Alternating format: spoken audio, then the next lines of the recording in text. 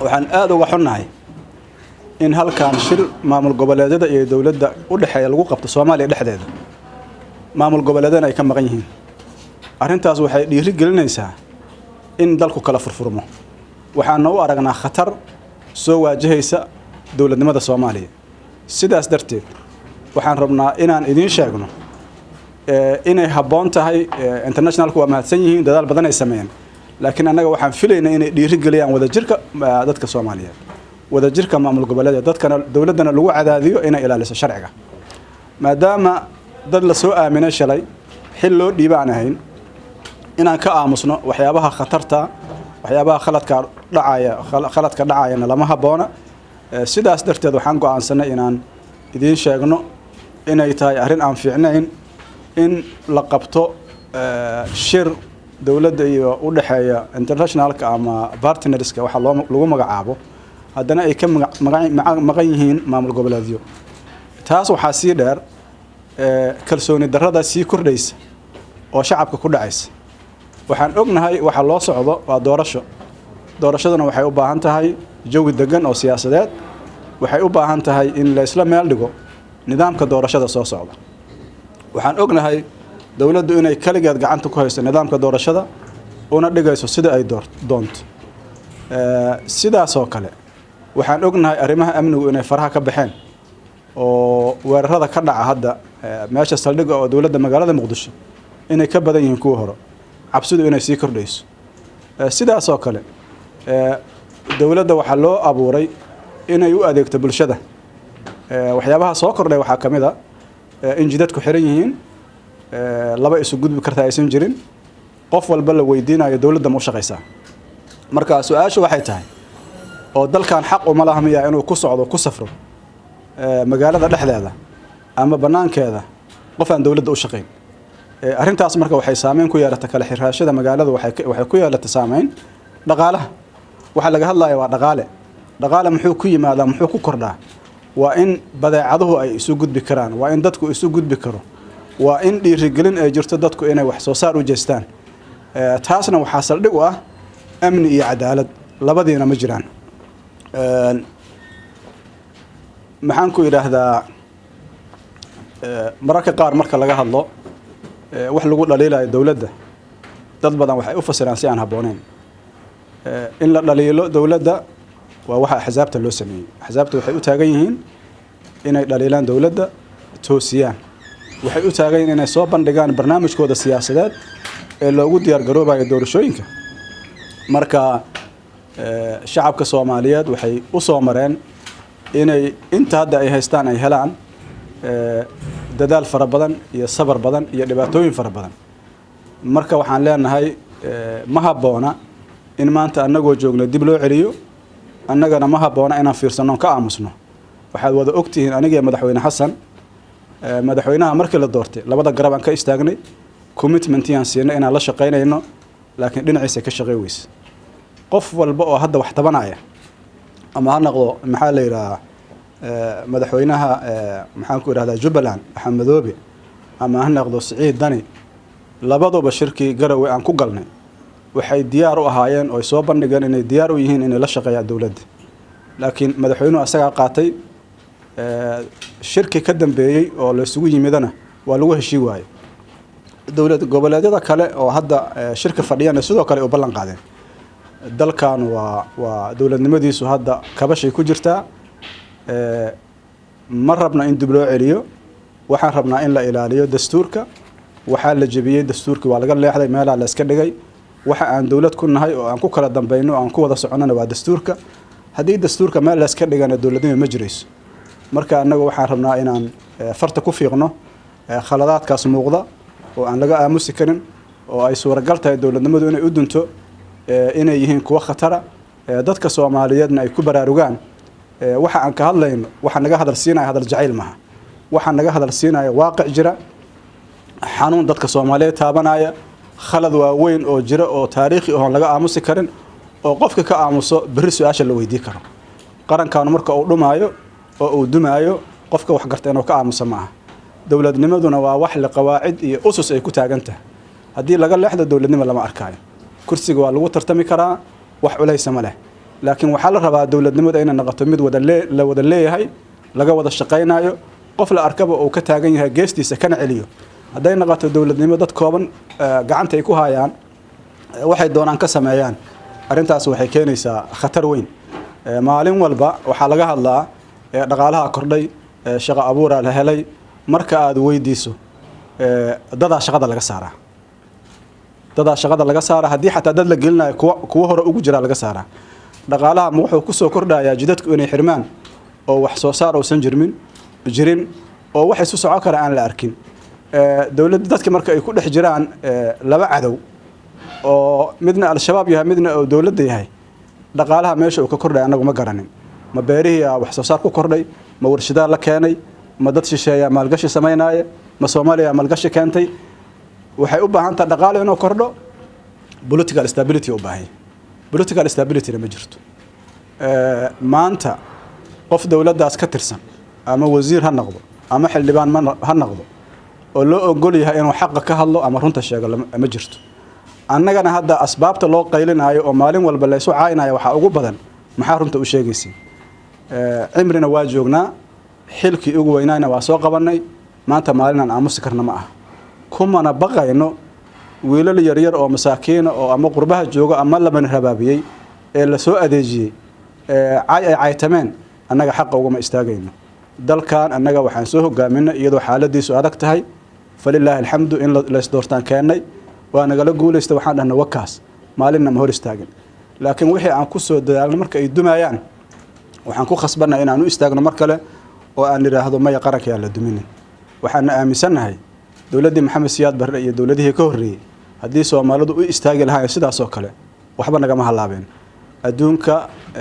kaligeen maahin xurriyadu waa shay qaali ah mana laga tanaasuli karo xurriyatul qawlka ama xurriyatu tanaqul ama xurriyad ayan kaanad waa inay dadku haystaan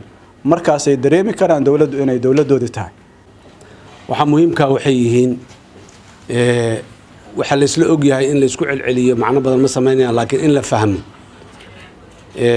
inta wadadii la soo maray iyo wixii la sheegay oo dhan annagu haddii xukun jacayl tahay iyo haddii tala far adeegi tahay iyo madaxweynahana uu ka hadlay dhowr mar horena waa ka hadlay annagaaba soo dhignayba geedda annagaaba muxuu ahay diyaar u ahayn wixii shalay annagoo aan marka xukunka iyo talada uga tagnay xushmadda dadka codkiisa aan u hayn rabitaanka dadka Soomaaliyeed codka dadka Soomaaliyeed ilaalinta dadka Soomaaliyeed wixii ay ku heshiiyeen oo waxaanaan sidaanaan dowladnimada noocaan ahaan rabnaa dimuqraadiyadan rabnaa xukunka in la isu badbedelaan rabnaa siyaasaddu inay midba tala badan ku jirto tahaan rabnaa nidaam federalism oo mid qarankan uu naga dhaxeeyo midka kalena shu'uuntayna hoose aan u kala dhaqanaan rabnaa dadka hadalladii ay jiraahdeen ayaa annagu aan ku daba joognay aayado quraana maaha xeerarka iyo nidaamka dadku ay degsadeen ay ku heshiiyeen laakiin waa ognahay oo xeer weligan uu noo deganaa jiray haddii uu shaqayn waayo ama dhibaato ka timaado intii degsatay intii isku timaaday tira xeerkan waana anfici waaye dhibkaan uu keenay mushkiladii aan rabnay inuu xallin waaye warsaan hal la yeero laakiin waa tuuraynaa bedelna uma hayno laakiin asiga magaciisa intaan sheegnaan annaguna sidaan rabnana waa ka yeelina waxyaabaha muxuu ahay dhibaatadu ay ka jirto waay horeyaana loogu soo arkay dowladdii dalkan ka jirtay markay xeerarkii iyo nidaamkii iyo shuruucdii iyo rabitaanka dadka iyo dareenka dadka ilaalin weyday ayadoo midaan maanta haysana ka xoog badan oo ka awood badan oo ka magaciisa badan ay duntay ay shaqay weyday marka waay aragnimo aan u leenahay da'deedii aan joognaa waa soo joognay waa soo aragnay wixii shalay aan ku qaladnay mar kale inaan ku qaldanno ma rabno dowladeenna waa dowladeenni haddaanan dowladnimo rabin oon qaranku inuu dhismo aanaan rabin dowladdan maanta waxay samaynaysay walax kasii dhib badan aan samayn lahayn aanaan samayn karnay weliba laakiin waxaan u samayn weynay oo gacnaha naga dabraayay xeerka iyo qaanuunka jira rabitaanka dadka inaan dhowrno oo annagu aan adeegayaal ahayn oo dadkuna adeegsadeen ii soo qaba shaqadan bes waa mahadsantahay inta iska dhigay caliga ii soo qabanaya maalinta dambana haddiina la yiri inaan u hogaansano qalan waxaan ka hadlaa marka inaan rabo intii dowladnimada Soomaaliyeed la soo dhisay carta laga soo bilaabay ilaa maanta aan joogno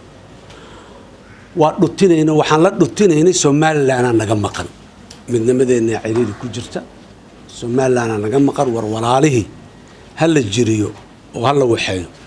مدحونا شريف وقته مدحونا هنا وأكتهين جهدي وكبحي أنا أنت ثلاثة هنا أكتهين جهدي أكون بحنا مر والبا dadka Soomaaliyeed aan rabitaankooda ka turjumayn oo midnimada iyo walaaltinimada in dalka la isku soo noqdo rabeen annagoo Soomaaliland sida uga dhutinayna maanta marka kuwa kale in la sii cirdeeyo oo ay sii baxaan oo qaarkood aad maqlaysaan saxaafadii aad tihiin wax ay dadka ay ku hadaaqayaan dawlad dhexe yaan diidnay shalay oo aan dareen u arkaynay waxaan qaadanay nidaamkii federalismka maanta nidaamkii federalismka waa noo shaqeylaa waa anficilaayay ko federalism yaan ka wardoonayna waa si durkeena centralized government dawlad dhexe oo xoog loo lagu midaysan yahay ahay wixii dhacay iyo dibkii dhacay ee kala aamin bixi dhacay wixii inta laga soo kabanay waxa la nidaam federalism oo danahana gaargaarka ah aan kala leenahay kala maamulanayno waxa naga dhaxeeyana aan dad noo maamulo u wada dirsanayna aan samaysano tiya socotay tiya dadka qaarkiis maanta waxa ka soo yeerayo in ay ka sii niyad jabayaan oo ay baleeyeen maya gadaalan u sii durkaynaayo co-federalism wax la yiraahdo confederation wax la yiraahdo aadayna federalism ku shaqay waay maxaa ku soo xigo goon isu taagan aadayna ku soo xigta maalinta dambana hal jaran ka dhiman ninka dadka dareenkaas muujinaya confederalism ama confederation inay aadaan hal jaranjara u dhiman hasha jaranjaro u dhiman waxa waa goon istaag waay wax ka sii dambeeyo oo awood dawladnimo baahsan ah confederalism ka sii dambeeyo malaha federalismkii oo la sii dhimayo la sii kala waxeeyay wana waay confederalismka marka waxaan rabnaa meeshaasaan maanta marow haynaa weli ka qabashaan leenahay dadku waa dad Soomaaliyeed shalayba waa la isku soo noqday dalkan ayadoo colaadi ka jirto la kala qaybsan yahay leesdirayo dada inta safray imaamadooda xirtay oo baxay yaa dadkii ay la dirirsanaayeen meelihii ay deganaayeen deegaanadooda ugu tagay walaalayaal aan heshiino meeshaasi ka soo bilaabataas la is aqbalay maanta macquul ma aha beesha caalamku waxaan leenahay waa nasiib darro in meesha ayadoo lagu kala maqan yahay meeshii ay dawladda ay kala hadli lahaayeen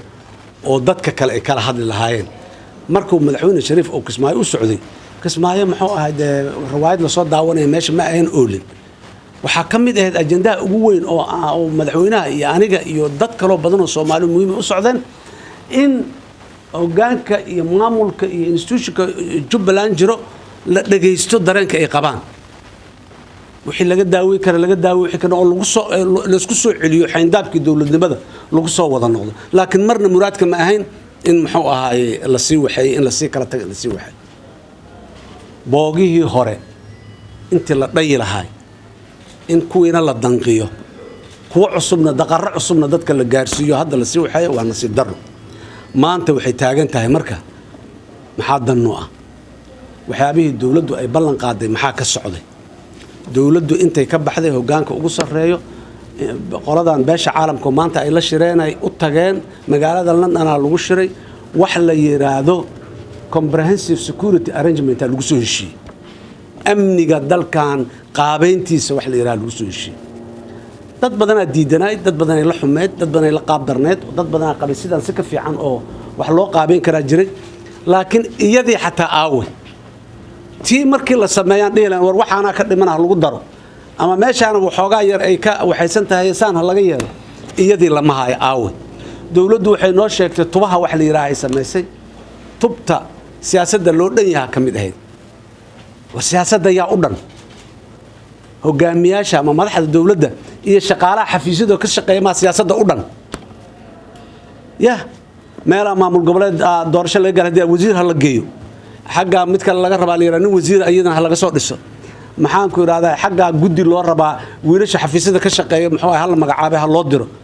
siyaasadda aniga ma u arkay inay sidaas tahay dadkaas sharaf ay leeyihiin wasiirada iyo golaha wasiirada dad ku jira dad sharaf leh